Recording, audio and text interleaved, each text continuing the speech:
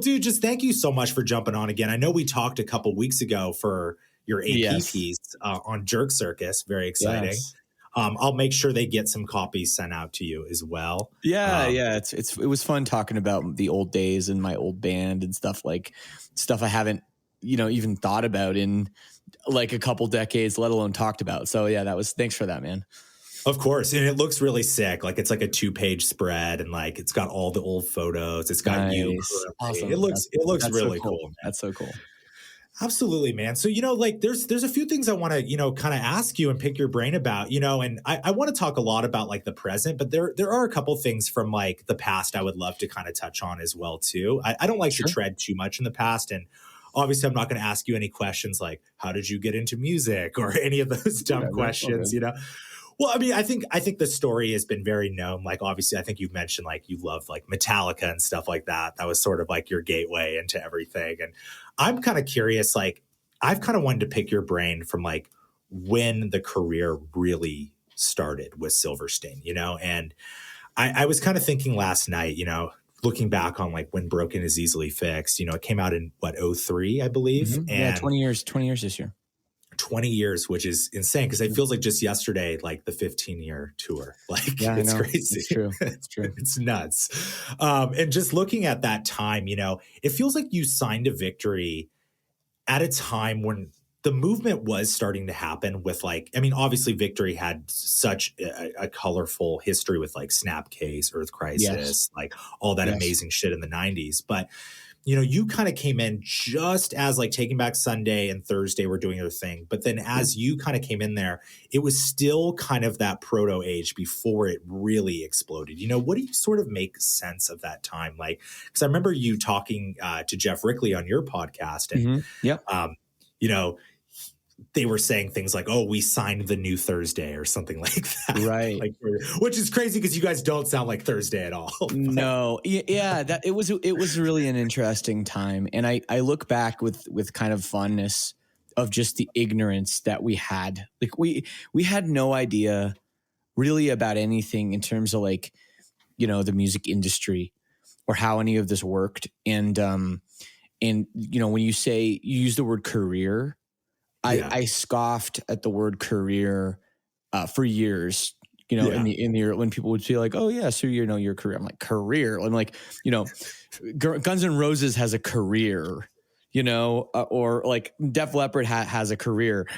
We're just a band, like we're just a local punk band that's on a indie label, like driving our van around, hoping to make gas money. That was like, that was what that was in the beginning. And there was no foresight of this happening 20 years later, anyone caring about it. And especially, me still doing it, I just turned 42 last month, so it's crazy to think that I'm approaching my mid 40s and I'm still doing the same thing that I was, doing in my late teens. So, all that stuff is just, it's fun to think back to. And, of course, like if you were to go back and be like, wow, I can't believe like, when we made that first record, for example, so we recorded it with like our local guy that did our demos, Justin Koop. Yep. We figured, okay, our demos were good. We don't want to like make a record with someone that doesn't understand us or like, we were worried we weren't that good a band too. So we were, we were like, okay, he makes us sound half decent, so we'll stick with him. But, we recorded it in, his parents' basement. And then when it came time to mix it, like we just mixed it like in a day, I guess, or like 2 days. Like we just recorded it and it was what it was. There was no like, oh, we're sending it to mixing or like, spending 2 weeks mixing a record, like what you do. Right. So it was really just a weird time for us. And I think that we didn't really know what was supposed to happen or how, like the quote unquote, like music industry, worked, and we made that record for like, I don't know, $7,000 US or something. So like, cheap. That's very cheap. So it was like just really weird. But in terms of the movement, I remember when we were recording that record, we just found out that Taking Back Sunday, who were our label mates, who we just heard about. Like they kind of came out of nowhere. You know, it wasn't like they were this like big local band that had come up to Canada and done shows or opened for anybody. Like they just, like, I never heard of them until the record was already out on Victory. But you know, I thought they were really good. I thought the songs were awesome, and I like loved their vibe. But yeah, we heard that they had sold 100,000 records, and at that time it was like, oh my god, 100,000! Can you imagine selling 100,000 records? It was just like mind blowing. And I remember we borrowed this amp from a friend or whatever. It was a really, really nice amp, and we were using it on the record, and we said to the producer, we're like, if we sell 100,000 records, we'll buy you one of these amps. And of course we did sell 100. In fact, we sold like 200,000 of that record eventually. But we figured, oh, you sell 200,000 records, well, we'll be rich. What's an amp? You know, who cares? And we've realized very quickly the reality of the situation was not that. even a million records we sold, and didn't see a whole lot of money, if any money, from that. And we never bought him that amp, which I feel bad going back on my promise. But at the same time, we didn't have any money. So, but yeah, man. But that was you're right though about the Victory, the movement that was going on at the time. Thursday was huge. Like they were on MTV, and they were, you know, they were doing things that no, you know, emo band had ever done before. You know, and then Taking Back Sunday was an extension of that. And then I guess in some ways, you know, we were, the thing you mentioned about Jeff said about Tony from Victory saying, oh, these guys are like, they're like you, but he can sing, like they're better, you know, they're going to be the next Thursday. We were never privy to that information. We thought we had no expectations. And like, you know, we never thought we were going to do anything. So it's funny that he obviously played both sides, you know, psychologically to control us, which was a big part of the Victory days too. But, you know, I guess we were an extension of Thursday up to a point. And then you could say that Hawthorne Heights, that came out directly like a year later after our record did, that was an extension of us, you know, up to a point in terms of the marketability and, you know, their ability to get that band on the radio and stuff like that. And then, you know, of course, we sold 1 million and Hawthorne Heights sold like 2 million, you know? So it was crazy just to see, you know, that movement grow. And then, you know, of course, there were other bands too at the time. Like we have to remember, like Atreyu were like a really, really big band too that I think had a gold record. So yeah, it was a crazy time, and none of us knew this was going to happen, and we certainly, none of us were like really prepared for it. And we didn't have any foresight of like, hey, this is like, maybe we should invest a little more in ourselves, or maybe we should try to do things a little more professionally. It was like, no, this is just what we're going to do now, because this is probably just going to last like 3 years. We're going to put out 2 records and break up like all my favorite hardcore bands. Yeah. And now, you know, 11 albums later, that didn't happen, which is pretty crazy. I know, it is totally crazy, man. It's I would have never guessed, you know. Never so nuts. And I have another question about the Victory era, but before I jump into that, I'm kind of curious because Justin Koop, I believe he recorded like my favorite record of all time, Under the Radar by Grade. Yeah, did you record that record in the same place that Under the Radar was recorded? No, we didn't. Under the Radar would have been recorded at what was called the Music Gym, which is where we did some of our demos. And it was cool. It was a studio, and they had practice spaces and stuff in there. But when we made that record, the Music Gym was either, I think they were going through renovations, or there was something going on that we didn't record it there. We ended up recording the drums at some like a better studio, and then we did the rest of it like in Justin Koop's parents' basement, quite literally.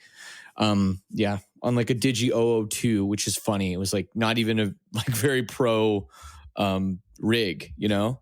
And the record sounds weird. So yeah, that's why. But you know, but yeah, I love Under the Radar. Yeah, it's I mean, Grade's one of my favorite bands of all time. Without Grade, we wouldn't be here. I mean, you can definitely hear the influence for sure, and I think that's so cool. I mean, I discovered grade because of you guys. I when I was a kid listening to Silverstein, it was like, well, who do they like? Like, who do they listen to? And Yeah. like, so I went back and I was like, oh, you know what? Stolen Bikes Ride Faster I can hear the lineage right there between that Right. song. Like, I don't know, Totally. something when broken. No, I mean, we were so worried. We were worried we sounded like way too much like Grade at the beginning. Like we used to have the only fashion rule we ever had in our band was at the beginning, like don't wear a Grade t-shirt. Even though we all own Grade t-shirts, like don't wear a Grade t-shirt on stage. We don't want people being like, oh yeah, they're just ripping off Grade. Even if, I don't know if we were or we weren't. But I think there definitely are some moments that I could say we were paying homage a little bit to Grade, and with, like I said, without them, I don't think we would have been a band. So and Kyle being on the title track on the record as well too, which is that was exactly really and having him on the record, because I didn't know him too well at that point. I think I had like maybe met him once. And he's such a big persona, like a big personality. Like he was like, he was like the David Bowie of hardcore. Like, he was just this cool like guy. He had like, you see this guy, he's wearing like, $400 pair of pants and like $100 shirt. Like nobody was like, cared about that stuff at that time, and he'd be wearing some like leather shoes or, something like that. Vegan leather shoes, probably, I should say. But, so to have him come in and do that part on the record, it legitimized, at least in our eyes, it legitimized our band, that like we had sort of his stamp of approval if we were going to move forward with things. I think that's how we felt. We learned like relatively quickly that Grade was not that big a band. They were big in our area, but once we started touring and people, like a lot of people hadn't heard of them before, we were like, oh, okay. Like they, even though they toured the world and they were on Victory and they did Warped Tour and stuff, like they never got like huge. But for us, it was important to have that. Like that's, like I said, that kind of stamp of approval from Kyle. And, we can go back even further, like their former drummer, Charles was the reason that, he played with Avril Lavigne. I got him the Avril Lavigne gig. Yeah. And then he actually got our demo in the hands of Tony at Victory. So without Grade, like even in that respect, we probably wouldn't, I believe we would not be here talking. That's for sure. That's wild. And, something else I want to touch on from the Victory era, and I've kind of talked about this a little bit with Kyle from Comeback, or sorry, Andrew from Comeback. I don't know why I said Kyle. So funny enough, I was talking to my friend Danny from the Audition, and he's actually coming on the show tomorrow. Love Danny. And I said hi. So that's crazy. He told me to say hi to you as well, too, because he was like, oh, what are you up to today? I was like, well, I'm actually interviewing your old label mate today. And so I'm kind of curious, like, because like I look at a band like The Audition, like a vastly different band from maybe like a Silverstein, a Thursday, a Comeback Kid or an Atreyu. And I was always kind of curious, like, because Victory did always have the reputation for signing some pretty, a pretty diverse range of bands. Like you can look at the 90s and you see like bands like Baby Gopal, and it's like, it's like Hari Krishna Core, and then like almost like new metal stuff like in the 90s. And dude, ska? I'm kind of curious. Like people forget Catch-22, like Keys Be Nights, one of the most famous, most important ska records of all time was on Victory. So exactly. Like so much groundbreaking stuff. And I've always been kind of curious, like if there was sort of a camaraderie between some of those other, bands that sort of got signed like after you guys got signed, like the Auditions, like maybe like I love like a band like the Junior Varsity or the Forecast and like all those bands, Totally. Well, it was weird. There was, I feel like we got in a little bit, we were there first, and we were kind of there when the expectations were a lot lower. Because when we got signed, I think Thursday had just sort of broken, but that was like an anomaly. Like the Taking Back Sunday thing hadn't happened yet, and like bands like Atreyu or whoever else kind of came before, they hadn't done like anything yet. It was still happening, but then when we started, making noise, and there were some other, like another band that got signed the same time as us was Spitalfield, which were a great band. Also, like a little different. They sounded kind of more like Jimmy Eat World, than like they didn't scream or anything, right? And then of course Hawthorne Heights, and these bands got signed, and then it was like the bands that followed. You mentioned a bunch of them. Another one I can think of is like the band June.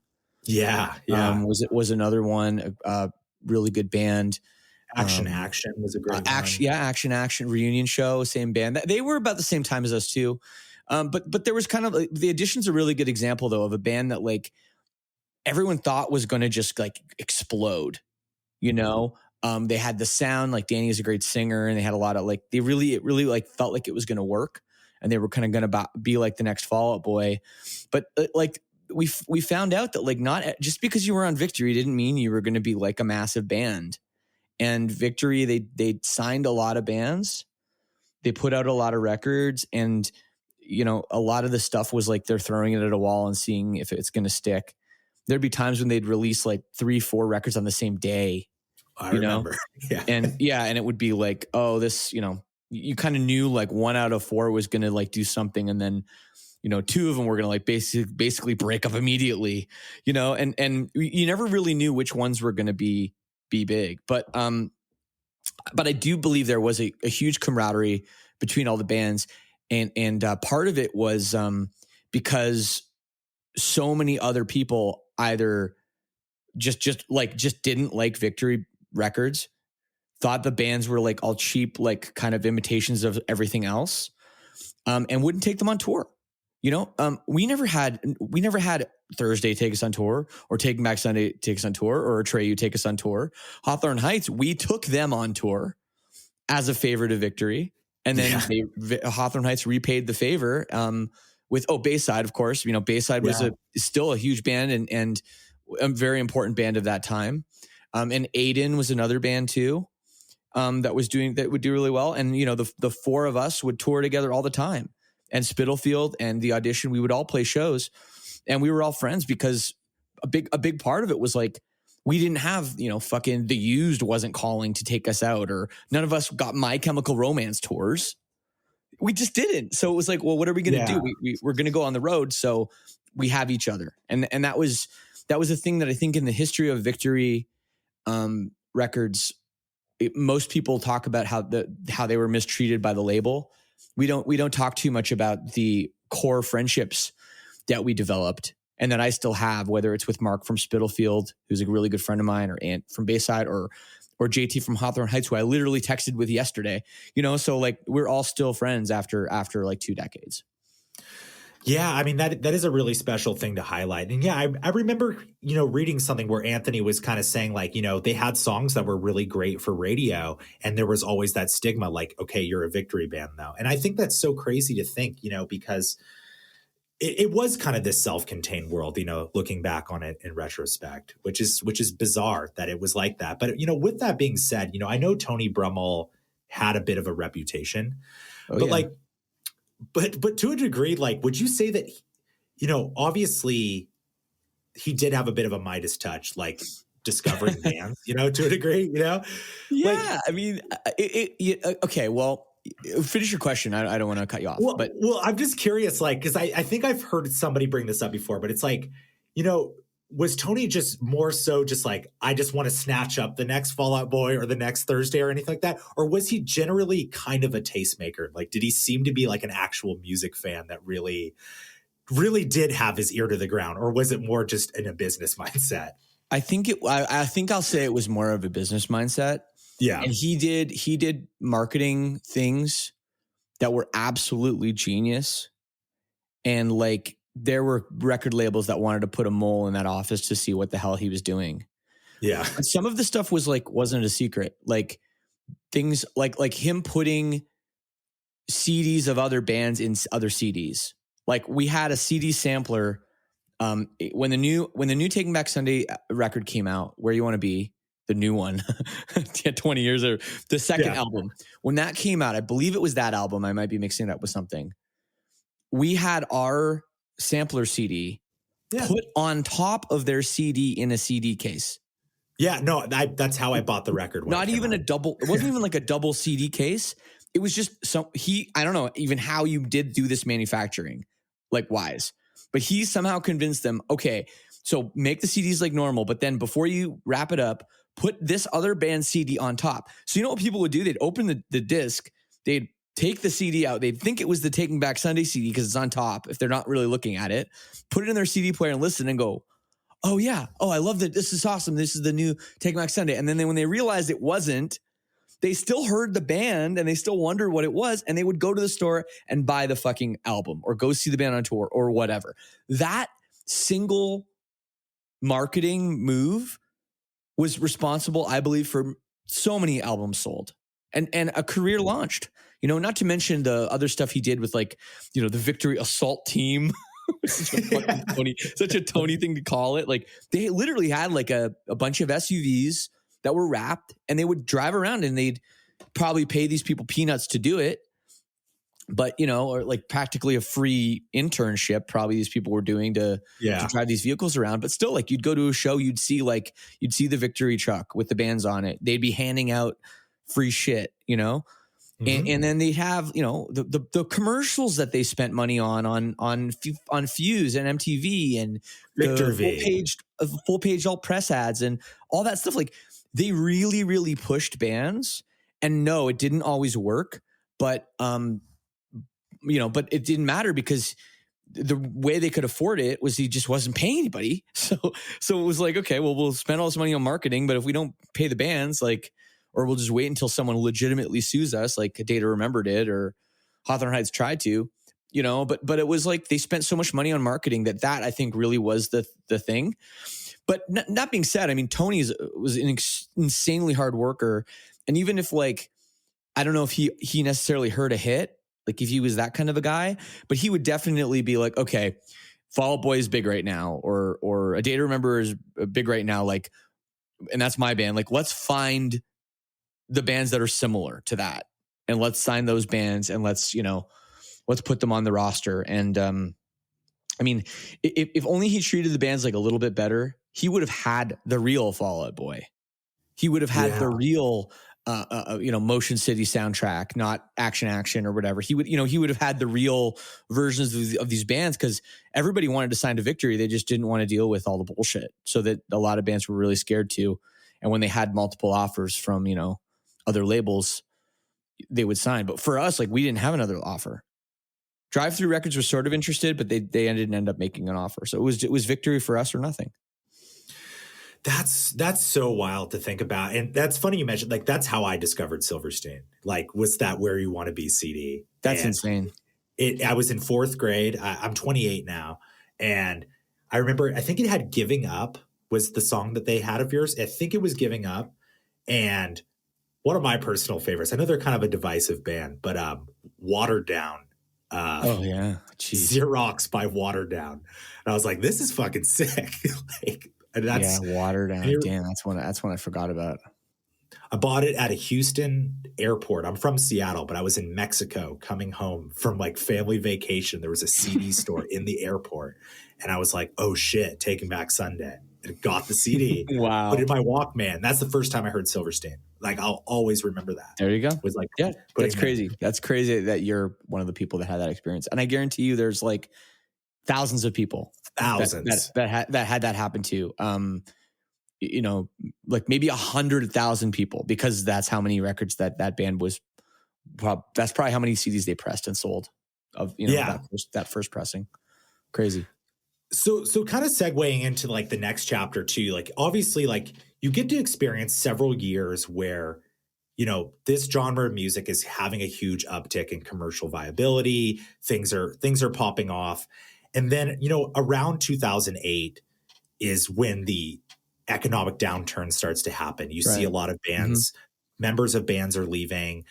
You put out a record that I think you've been very publicly saying that it's not your favorite. I personally like it a lot, and Arrivals and Departures. And I'm kind of curious, like, you know, after all that time, you know, it always kind of struck me like Silverstein never gave up during that time. And I imagine it had to have been very difficult, you know, at first. You know, kids are not having as much disposable income to come out to shows. Right. You know, certain members are like, fuck, like, I'm still kind of young enough. Maybe I could go back to college.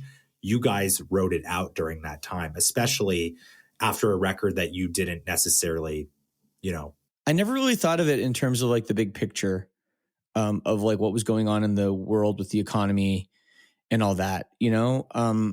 I think I always thought of it as more of like our third album, Arrivals and Departures, which came out in the summer of '07, was just not our best work. And that was the reason that maybe the next couple of years were in some ways a little bit tougher for us.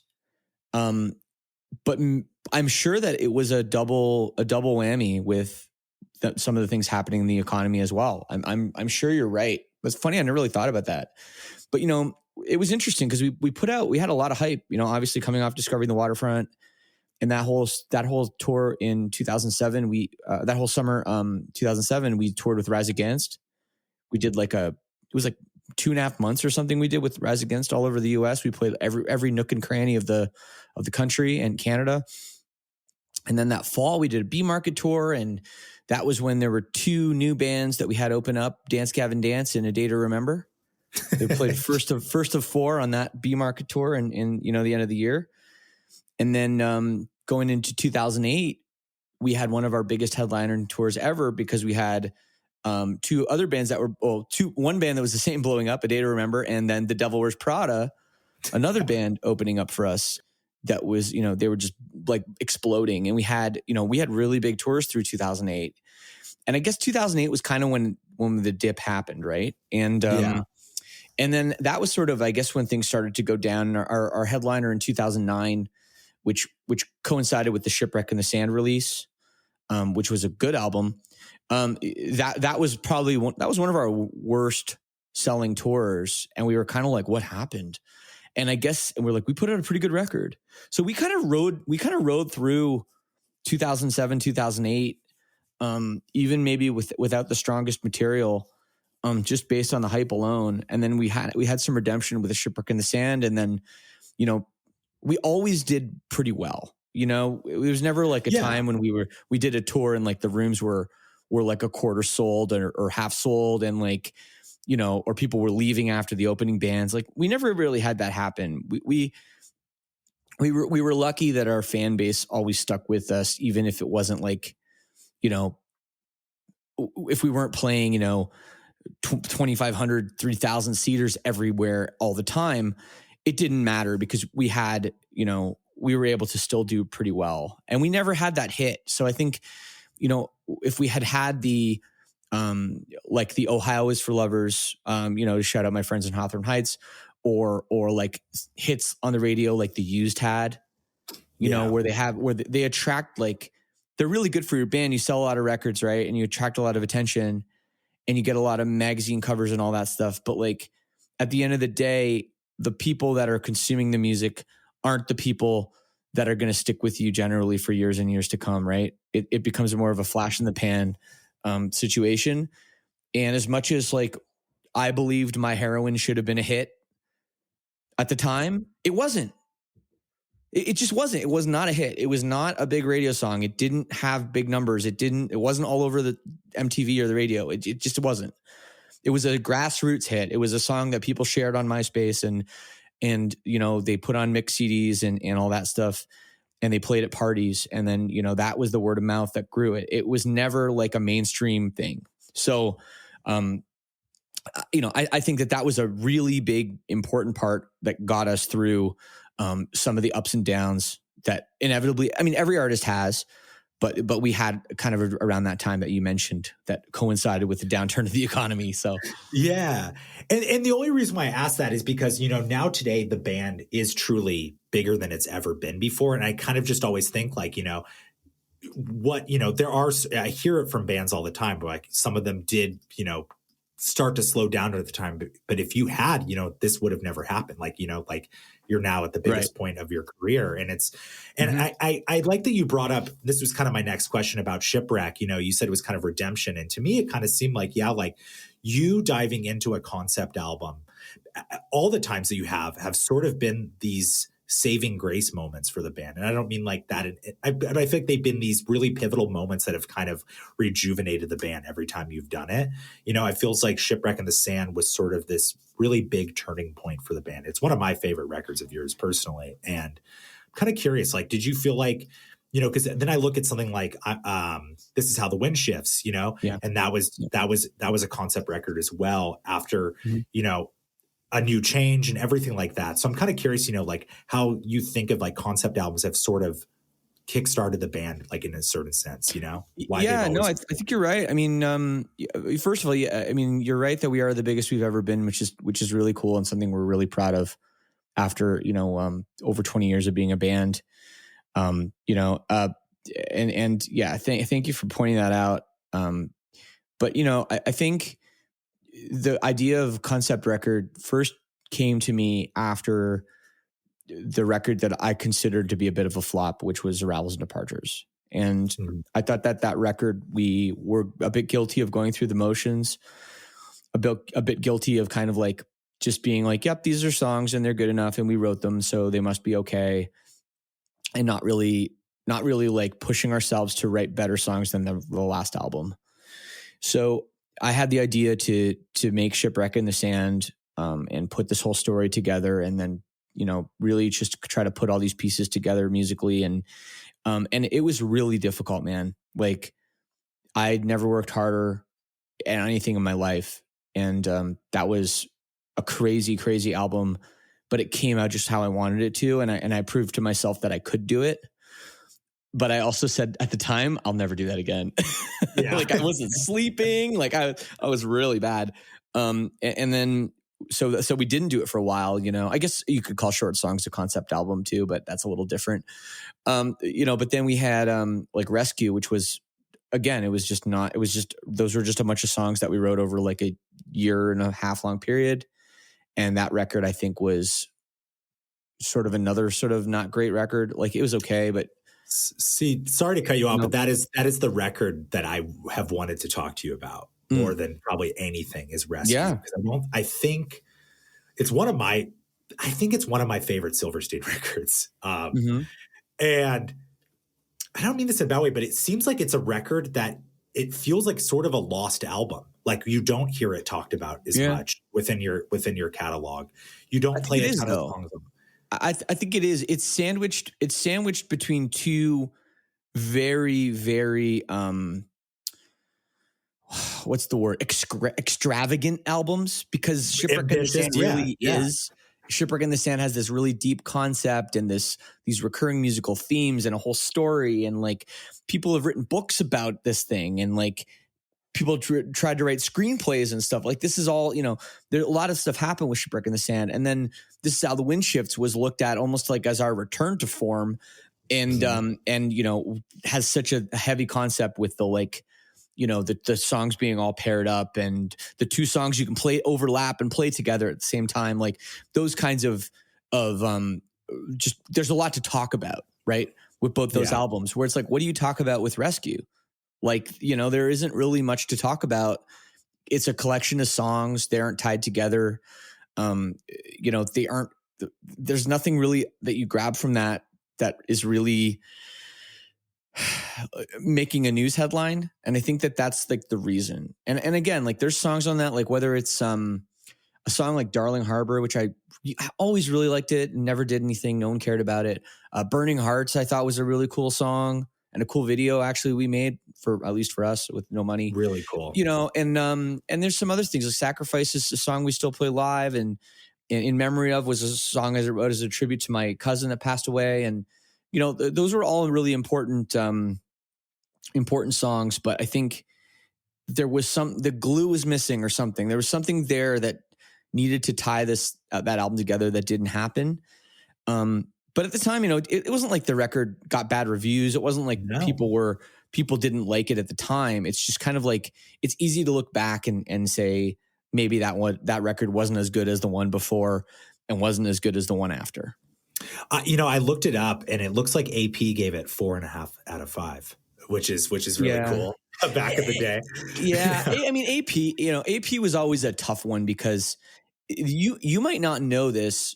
A lot of people don't know this. So when Broke Is Easily Fixed, our first album, was not reviewed. Yeah. By Alternative Press. Well, it was reviewed. I remember. Yeah.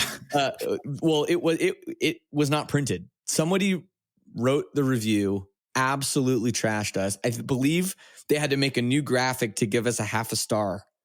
And it was going to be like the lowest ranked record ever. And Victory freaked out and said, yeah, you can't print that. And like, yeah, we're going to pull our ads if you don't basically, if you don't pull this review. So they pulled it. So that record was never reviewed. We ended up getting a feature later. And then they ended up being big supporters and champions of us, although we never did get a cover. But it was interesting though, because you'd see stuff and it would be like, okay, you can't put Fall Out Boy on the cover of the record and then give their record 2.5 out of 5. You know what I mean? There's always there's a little bit of that has to happen too, which is can a magazine like that be completely honest? I don't know if they can, I mean, it's fine, again, I put this akin to the fact that we never had the hit song on the radio. We never were the flavor of the month. Really, we were there, but we were we were never the MVP. We were the runner up for MVP, and that's fine. You don't have to, there's all those basketball players that never won a championship, like Karl Malone, Utah Jazz, they never won a championship, but he's still one of the greatest ever. You know what I mean? So yeah, it's fine. We didn't never needed those kind of accolades to continue. And, I always like to be the underdog a little bit anyway. So I had a subscription to Alt Press for years. And I never threw the magazines away. So I kept them all. Yeah. Same. And I moved, and I was just saying, it's I moved, this is my new kind of makeshift little office studio room I'm working on. But, downstairs I have them. I brought them. They're heavy as fuck. And I was I'm doing this. And I'm this is so stupid. Why am I even bringing these? Why did I keep these all these years? But I'll tell you, man, it's so worth going back and even just for the haircuts. But it really is cool to see oh, I remember this month, oh shit, this record and this record came out on the same day.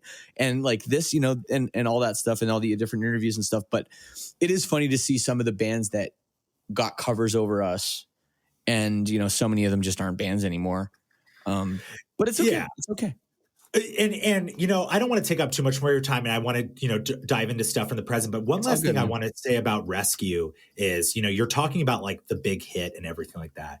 And I don't know how to preface this, but I feel like Rescue, to me, this could be a reach, but it kind of sounded like if the band had left Victory Records in the earlier of the 2000s, like Thursday did, and went to Island and made sort of the major label album that felt like the refined, most accessible form of Silverstein. And I think that's what I really like about it. It feels like if you were to show somebody from not now, but back in that time, you're okay, do you know Silverstein? You'd maybe show them Rescue back in the day. I'm not saying now, but now I'd probably show them Misery Made Me, or A Beautiful Place to Drown, or something like that. But, yeah, that's an interesting take. And I can totally see that. Yeah, I totally can see that. The songs were a little bit more polished and a little bit more well thought out, and there weren't as many random parts.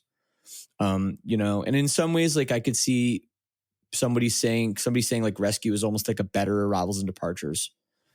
It could be, yeah, because they're kind of like that. Whereas Discovering the Waterfront, some of the songs don't really make any sense, and some of them are very visceral and kind of in your face. And Shipwreck in the Sand has a lot of those kind of parts too, whereas Rescue is a little more sensical and a little more toned down a little bit, I guess. So yeah, I totally can see that. There's big hooks too. But from my perspective, that wasn't something we were trying to do. Yeah. That just kind of happened. I think when you're trying to write a good song over and over again, which is what Rescue was, which is not what Shipwreck in the Sand was. Shipwreck in the Sand was trying to write this story, this album, and Windshifts was sort of like that too. Whereas the other record, Rescue, was okay, we're writing a song, so then it has to make sense. That's why the structures are maybe more sensical and stuff like that. So I totally see what you're saying. Absolutely. And then, kind of this next question, I kind of want to ask you about sort of your personal songwriting, because I've heard you mention this before in interviews, that there's sort of like every record the band lets you have sort of like the Shane song. I believe I've heard you say this in interviews before.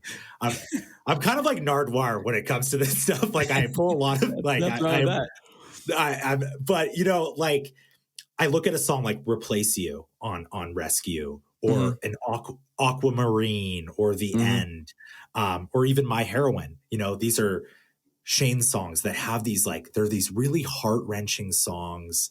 They kind of give you the chills, like that there's some kind of method to the madness behind those songs. You know, personally, Aquamarine is my favorite Silverstein song of all time. In every sense. Yeah, absolutely. And I'm kind of curious, like, what is sort of, I mean, and this is probably a very hard question, but we kind of got to see that in full force with like River Oaks, you know, with like Let You Down and stuff like that, you know. What is sort of the method behind the madness, you know, like to create? Yeah. You know, I don't know. I think for me, like there's always like different ways that we write as a band, you know, and it's always been that way. Like someone will have kind of a guitar riff and, you know, it'll go from there. You know, a lot of times it was like working on an instrumental and then I would kind of like add the melodies and the lyrics to it. And that would be, I'd say like, you know, that would be like a majority of the songs. And then there would be songs that I would just kind of work on my own time. You know, like if we just go like back to the first record, like Smashing to Pieces or Giving Up or Red Light Pledge or Blues No More. Those were like the songs that I kind of wrote myself in, you know, in my bedroom.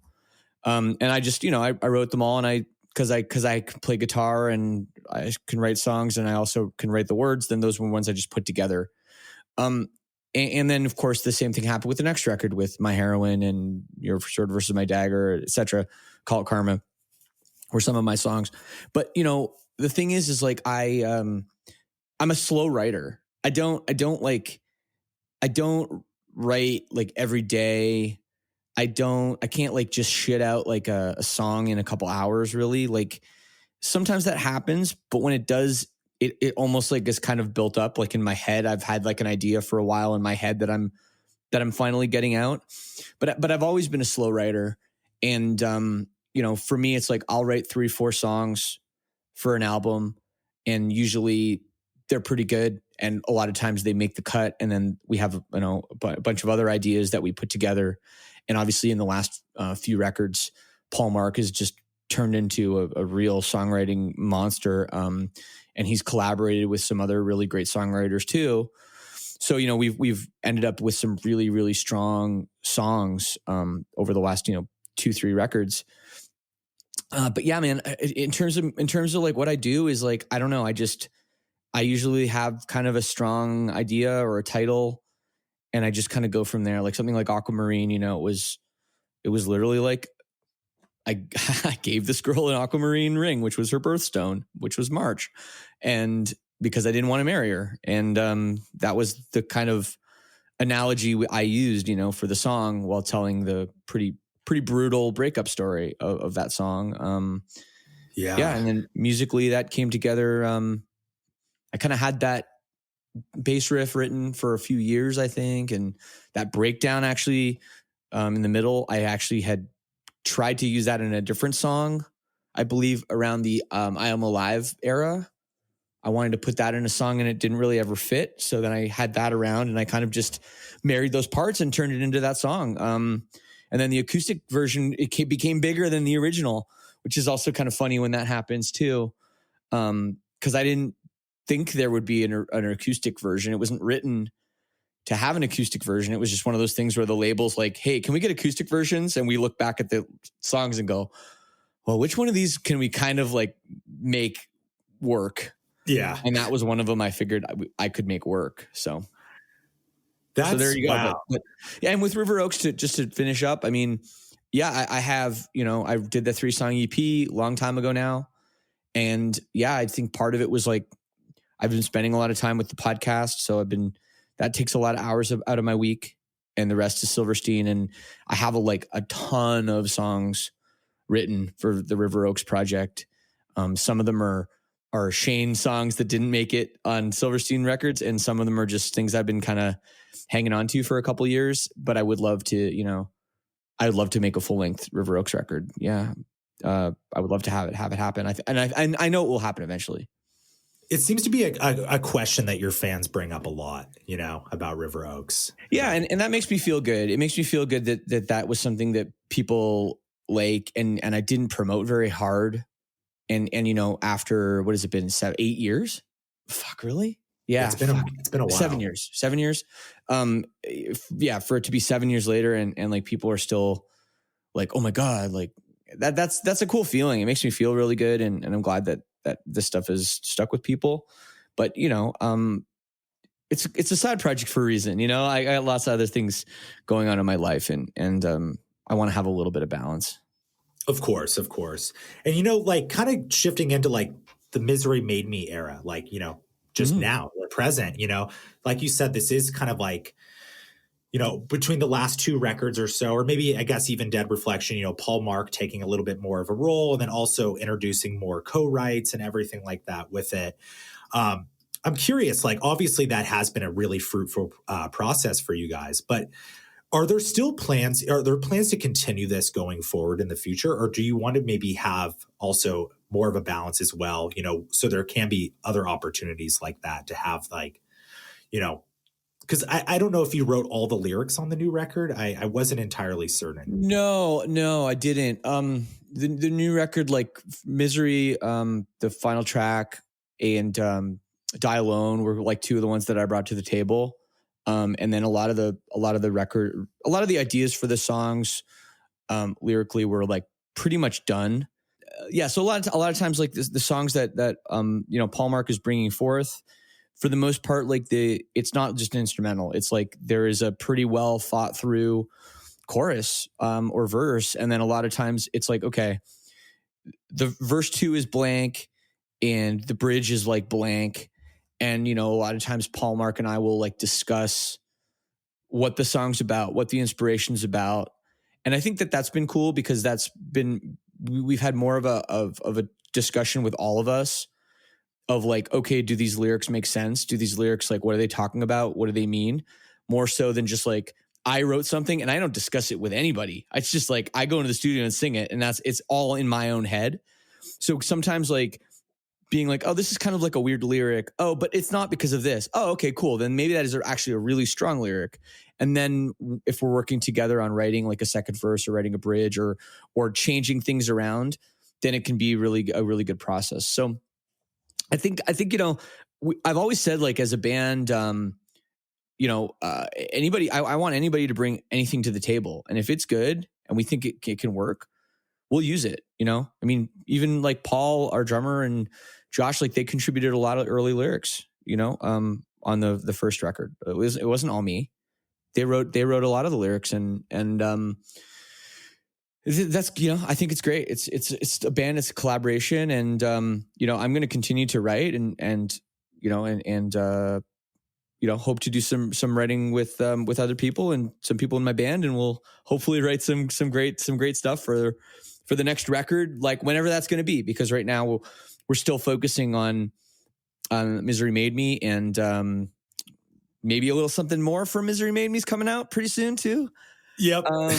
You know, maybe a little bonus edition. I don't know if I can talk about it, but I am. So It's coming. So we got some more stuff. We filmed a video actually recently. And we're pretty excited about that too. So the Misery Made Me chapter is definitely not closed. It's still very, very wide open. I feel like obviously with A Beautiful Place to Drown and Misery Made Me, those obviously were turning points for the band, like diving into more experimental territory. Because I think Silverstein was always celebrated for being extremely consistent, but always, you know, usually every single record would just push it just a little bit further and further and further. And it's really interesting to see that a lot of bands can't, you know, pivot and like you have and be successful in it. And I think that's a really beautiful thing that you guys sort of took your time into diving into. Yeah. Thank you. Yeah, I think that's something we've always prided ourselves on, the fact that, yeah, we have consistency. If you look back at our discography, there isn't like really too many bad songs, or, you know, everything, like our records are pretty solid all the way through for the most part.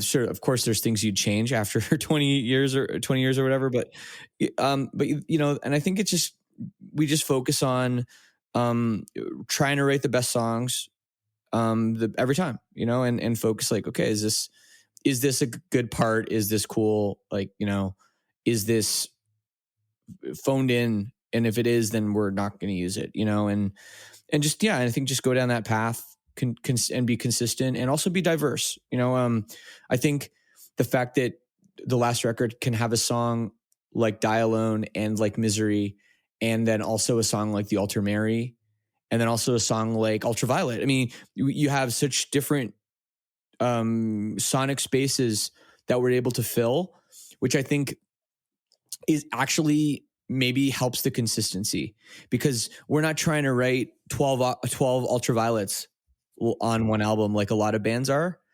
And if you try to do that, then I think as a whole, the record just really suffers. It's just, the record ends up getting boring, and recycled. And the fact that like I sing and I scream and there's acoustic stuff and there's a lot of different things we can do, I think is a really helpful thing for us. Absolutely. I mean, it just shows, Silverstein can really fit on any bill, at this point. Like, and it's just truly, I mean, today is just genreless now.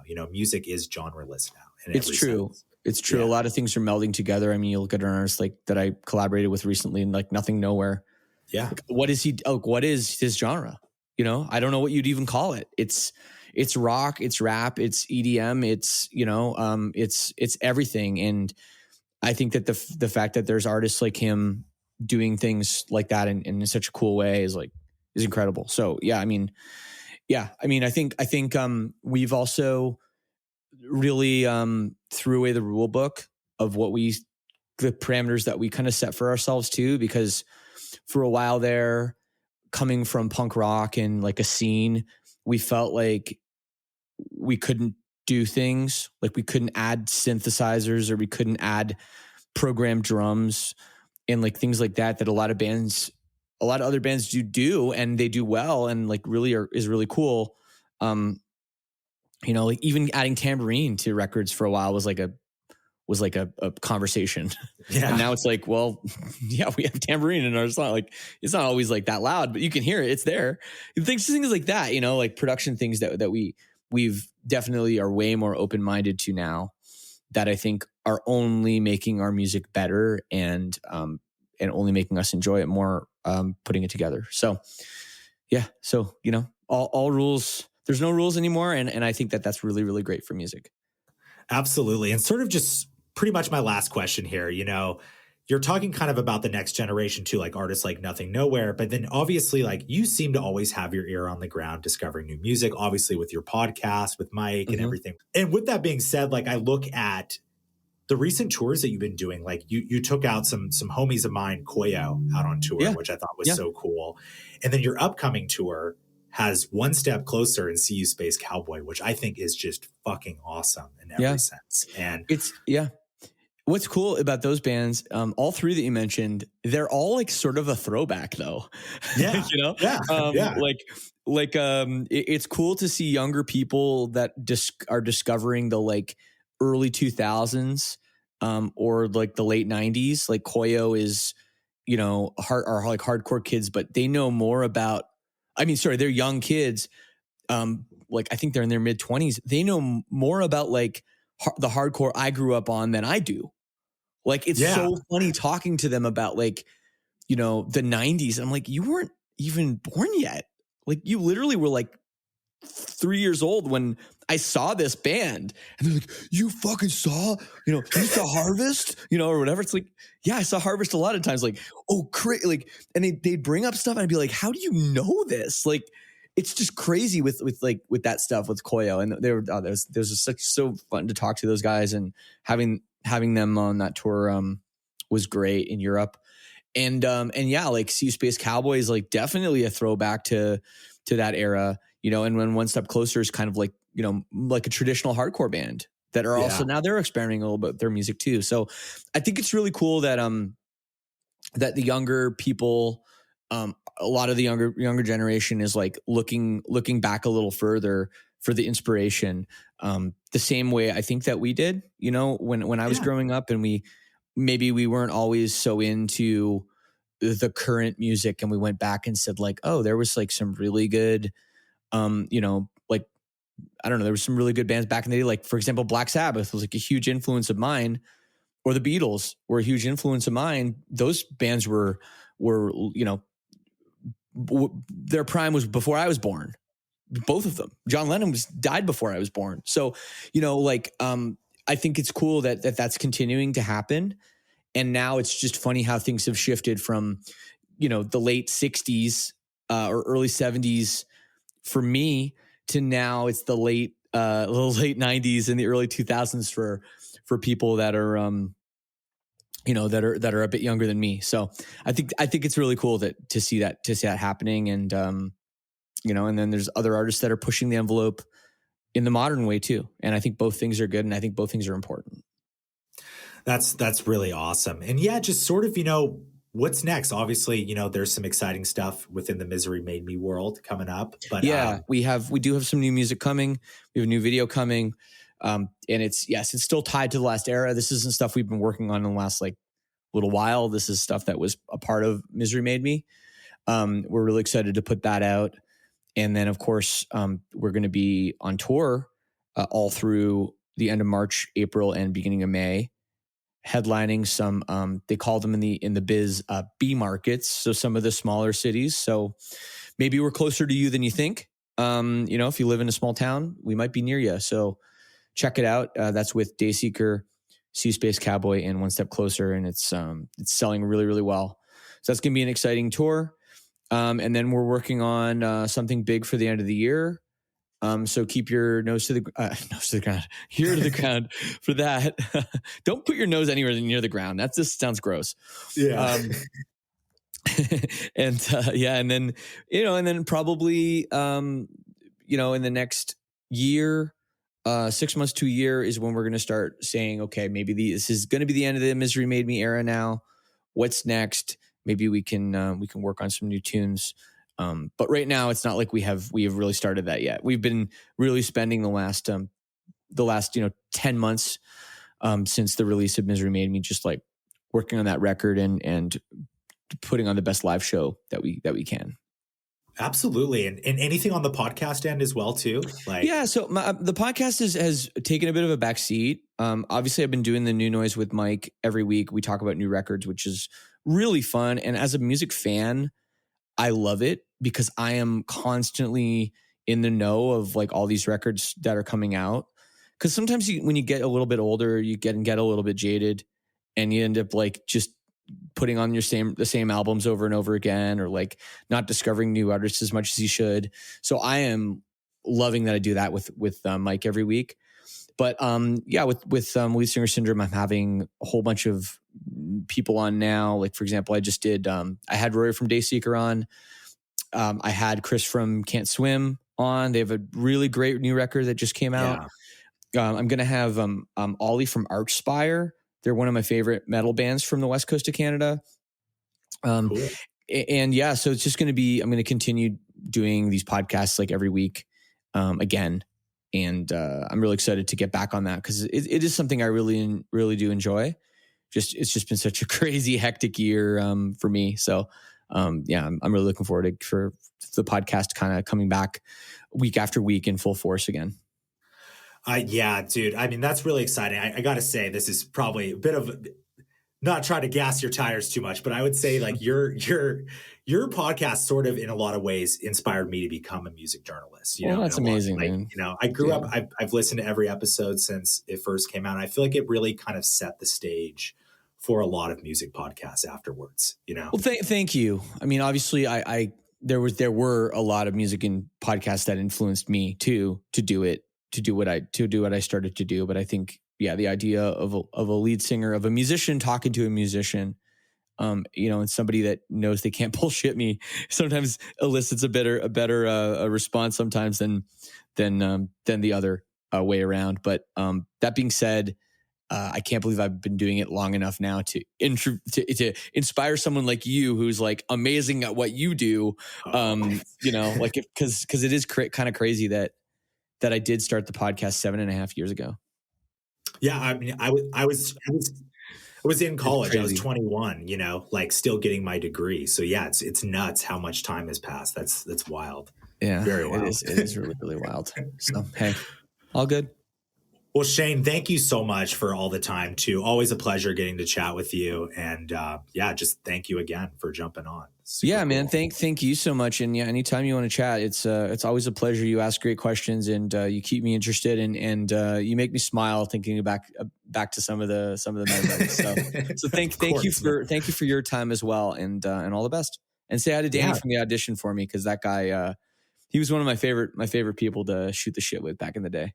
He's great, dude. Hell awesome. Yeah. Love it. Awesome, right, man. Well, yeah, man. Take care.